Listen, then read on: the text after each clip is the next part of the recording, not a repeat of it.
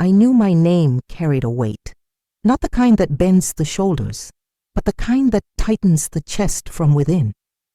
Emmeline Grace Wood, the pastor's daughter, the girl who never raises her voice, who always lowers her eyes, who knows every verse like reciting an oath upon waking. On the outside, a portrait. On the inside, a labyrinth. For years, I walked the church hallways as if they were an extension of my own home, and perhaps they were. But there was something no one saw, something growing in silence, like a root beneath a stone, a restlessness, a vague desire, without name, without form. Sometimes it came while I washed dishes after services, or when I looked at the hills behind the town, the ones no one crossed. I wondered what lay beyond. Not the beyond of salvation's promises, but the tangible beyond of the road, the wind, the possibilities. And it was on one of those days when everything seemed exactly the same sermon, the same glances, the same muffled amen, that the letter arrived. A handwriting I vaguely recognized, an old envelope, a memory of what my mother was, before she became the pastor's wife. Inside there was a name, a distant city, and the phrase, "You need to see with your own eyes." It was little, but it was enough, because sometimes all a contained life needs is a crack, and I, who was raised to be a window, became a door. I closed my diary, tucked the letter in my pocket, and for the first time, I wished to disobey. Not out of rebellion, but out of survival. And deep in my chest, something whispered, "Go." From a very young age, I learned there was a right way to exist, and another that you only think about in secret. My world was made of pews, lined up in rows, dresses down to my ankles, prayers before, meals and after sins. Everything had its time, tone, order. I grew up hearing that my role was to be a living testimony of grace, that my voice should only be raised in praise, that my will, when it arose, should be folded like hands in prayer. My name was spoken with pride among the faithful, as if I were a natural extension of my Father's voice, the man everyone respected, feared, and revered in equal measure. But inside, there was a scream that didn't tear the throat, but lived hidden between heartbeats. I felt like a house locked from the inside, with all the windows bolted, but light trying to slip through the cracks. It was in the moments when no one was watching that I betrayed myself, my eyes lingering on the horizon line, my fingers slowly tracing the spines of books hidden under the mattress, my breath held when I heard the train cross the town in the distance. I always had a silent relationship with the idea of leaving, not with anger, with hunger. Hunger to know what it was like to live a life not drawn by others. And that's why, when the letter arrived, I knew it wasn't just paper and ink. It was an answer. It wasn't a long letter. It was yellowed, as if it had been written long ago, and only now found the courage to reach me. The envelope had no sender, but the handwriting, there was something familiar about it. I had the strange feeling it wasn't the first time I'd seen those curves. Inside, a small piece of paper carefully folded, a name of a city on the other side of the state, and a short sentence that hit me like a divine call. You need to see with your own eyes. It was as if it had been written for a part of me no one knew. And in that moment, I knew. This journey wasn't about escape. It was about revelation. A door had opened, and I, who had been trained my whole life to say no to open doors, said yes for the first time. Not with my mouth, but with my heart, with the feet that began to move without asking permission. I tucked the letter between the pages of my diary, the same one where I write the prayers I don't dare say aloud, and there, alone in my room, with the house asleep around me and faith trembling within me, I began to pack my bag. Little things, A simple dress, a photo of my mother when she was young, and the hope, almost intact, that there was a world where I could breathe without fear of being who I was. I left before the sun rose, not by chance, but because the darkness gave me cover, not from the world, but from myself. I left a simple note on the kitchen table between the ceramic bowl and my father's Bible. I'm going to see with my own eyes. I didn't apologize, nor did I make promises. Just the raw truth, the same truth they always taught me to respect, even when it contradicts comfort. As I walked to the bus station, the ground felt different under my feet, as if the earth recognized that my steps no longer belonged to the routine of before. The dress swirled around my legs with more freedom than ever, and the pre-dawn wind, cold but steady, whispered something I couldn't decipher but knew was mine. I didn't cry, because it wasn't sadness. It was a breaking. It was liberation. The journey was long and the world bigger than I imagined. The train passed through fields that seemed endless, through villages that were never on the churches, maps, through landscapes that felt dreamed. And it was there, in that dirty window, reflecting half my face and half the horizon, that I felt for the first time that I had disconnected. I was no longer the pastor's daughter in transit. I was Emmeline, just Emmeline, heading towards something even she couldn't name. The people around me talked about mundane things, and I listened to everything with enchantment. The freedom to speak without measuring every syllable as if it were a verse. Little by little, the silence within me was replaced by a kind of internal music, something subtle but constant, as if my soul had finally found a rhythm of its own. I arrived at the city the paper mentioned in the late afternoon, with golden light touching the rooftops and turning everything into a scene from an old movie. It was a simple place, with small shops and an air of slowed time. And I, there in the middle, with my worn backpack and a heart trying to disguise how much it trembled, felt that maybe I was exactly where I was supposed to be. I looked for the name written in the letter, the only thread connecting me to this new piece of the world.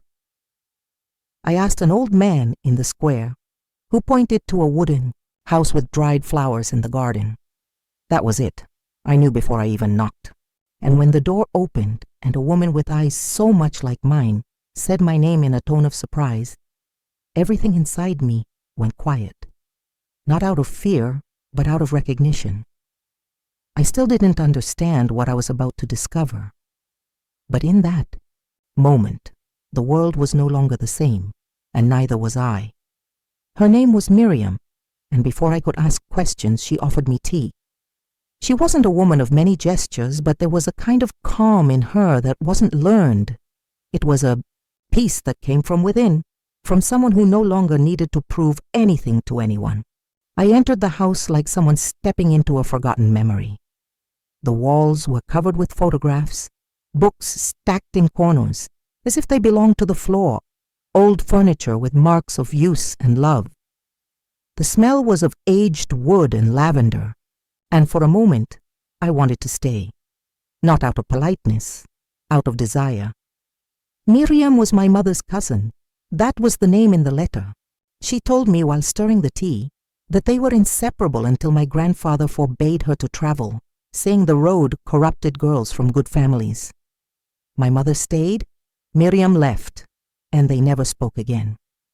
The silence between them lasted decades, and now it was I who crossed the bridge that should never have been broken.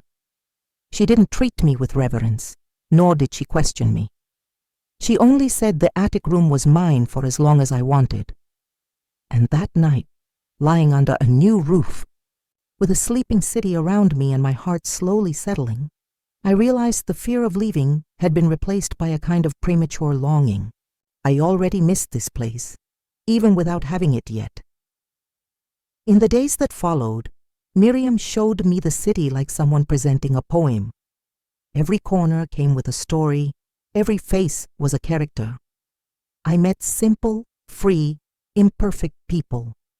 People who smiled with all their teeth, who offered me fruit from the tree without knowing my last name. And little by little, the restrained girl inside me began to breathe.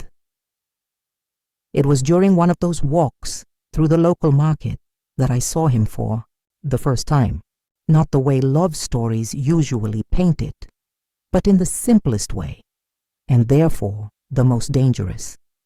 He was sitting on the ground, tuning a worn guitar, his face partially covered by a hat. He was singing something I didn't know, but it made me stop. It wasn't the beauty of the song nor the timbre of his voice. It was the truth. He sang like someone who didn't want to be heard, but even so, everything in me heard.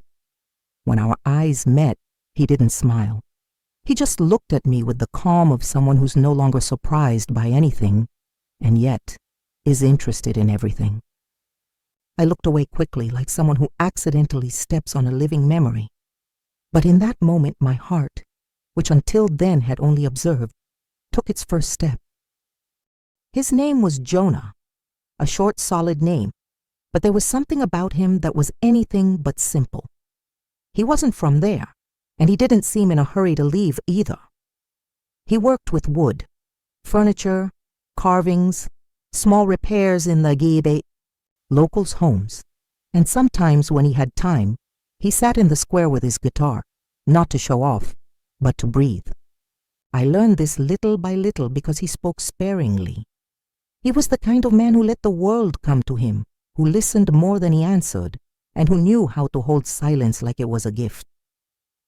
It was Miriam who introduced us, in a casual way, as if she didn't know, or maybe knew too much, what that introduction would spark. In our first encounters, he looked at me like he recognized something but didn't force the memory. And that undid me more than any pretty words could have. There was a freedom in Jonah that wasn't arrogant, that didn't need to prove it was free. He simply was. And that, for me, was almost unbearable. Because I, who had just escaped the golden bars of obedience, still didn't know what to do with the space of a world without walls.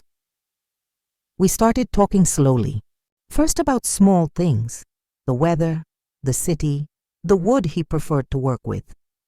But even in the most ordinary topics, there was an undercurrent between us, something subtle, like the start of a breeze before a storm.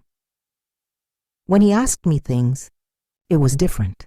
They weren't questions to fill silence, but to enter it. He wanted to know what made me afraid, what I read when no one was watching, what I would have done if I'd grown up far from the shadow of the pulpit. For the first time, I heard myself answer with honesty, without rehearsed phrases, without fear of saying I didn't know. Jonah never reacted with judgment. He just listened with steady eyes, like someone who knew exactly what it meant to carry questions without answers. Over time, he started inviting me to walk with him on the trails around the city. He said the feet understand more than the head when you walk without a destination. And it was true. Walking beside him was like relearning how to live, far from demands, from marked clothing, from heavy words of salvation. With each step, I let go of a piece of what had been imposed on me. And little by little, I began to discover what was truly mine. With Jonah, there were no promises. There was presence.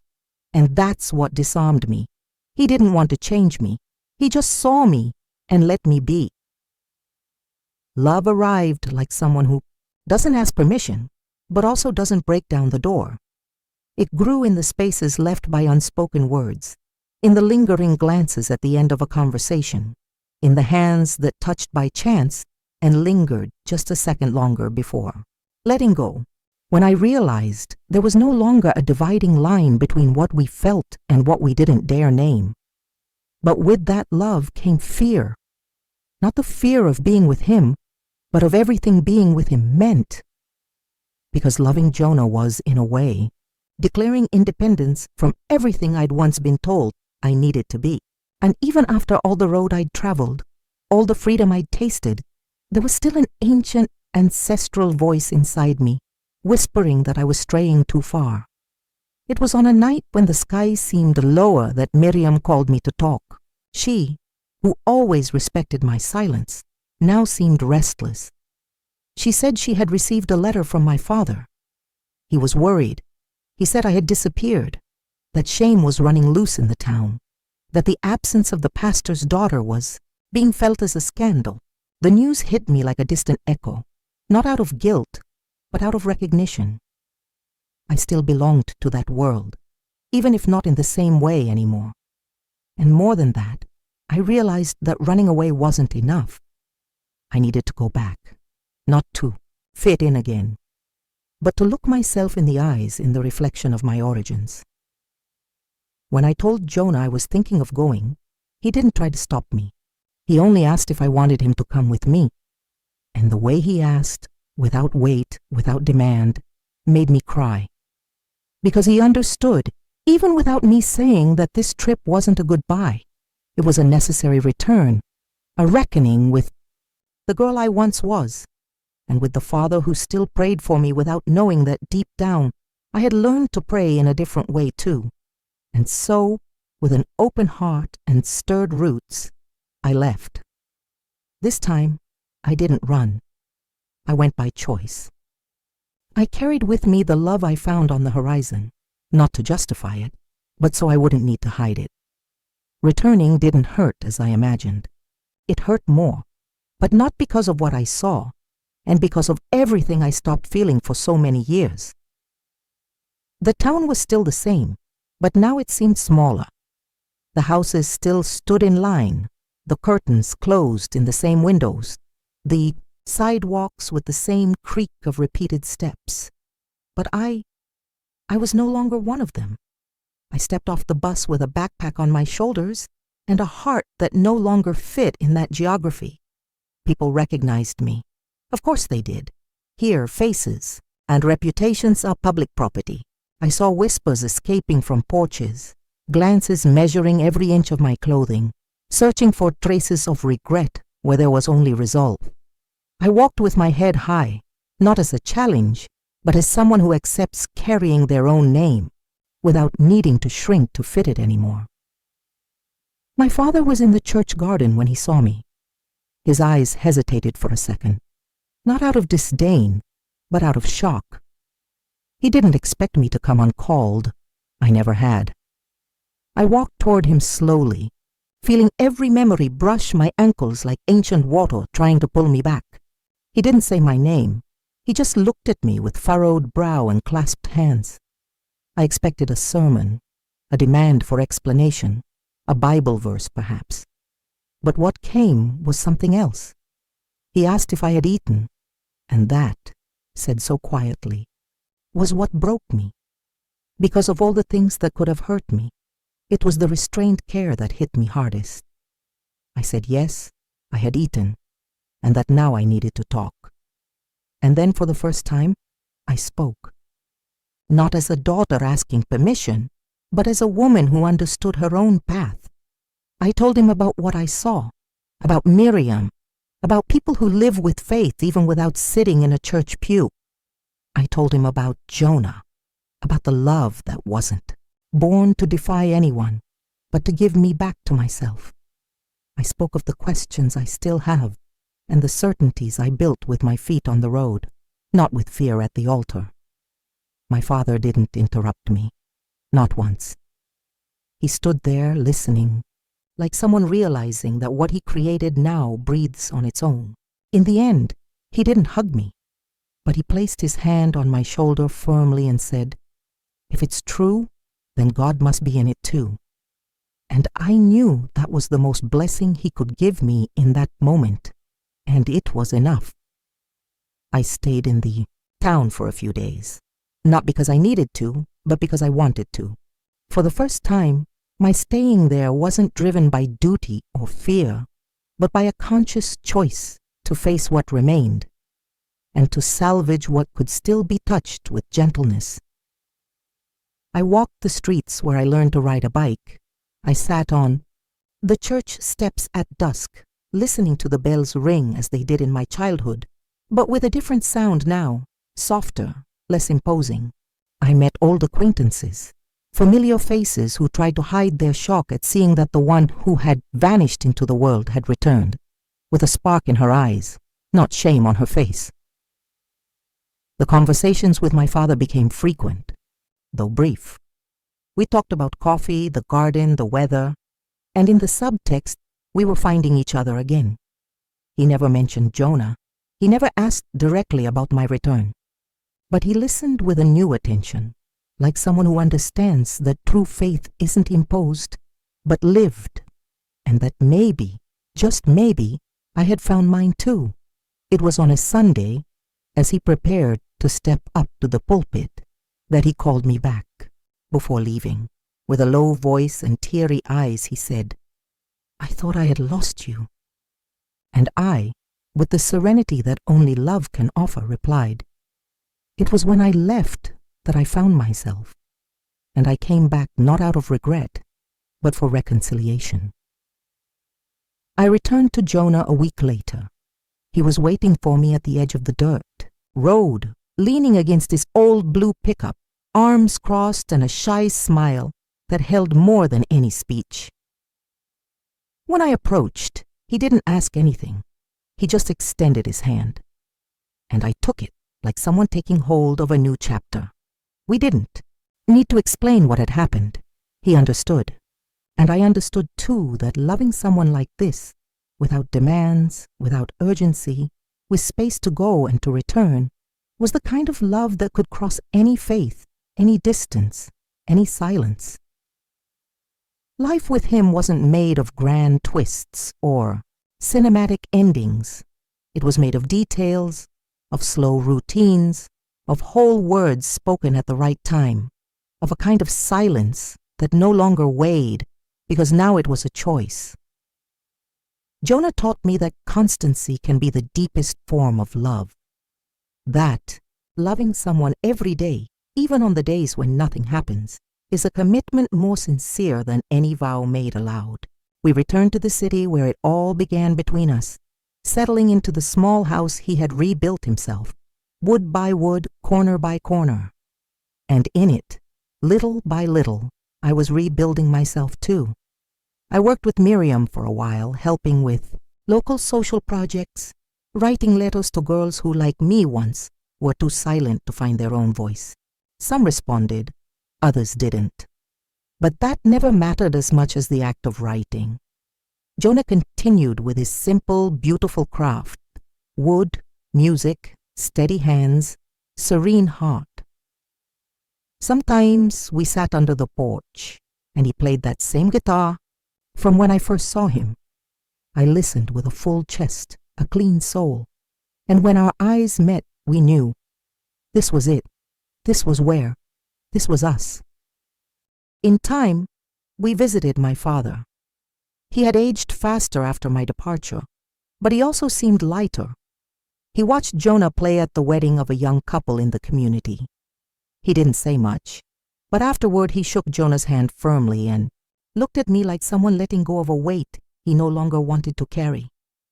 And that's how, without speeches, without demands, peace between our worlds was finally sealed. Today, I live among books and earth.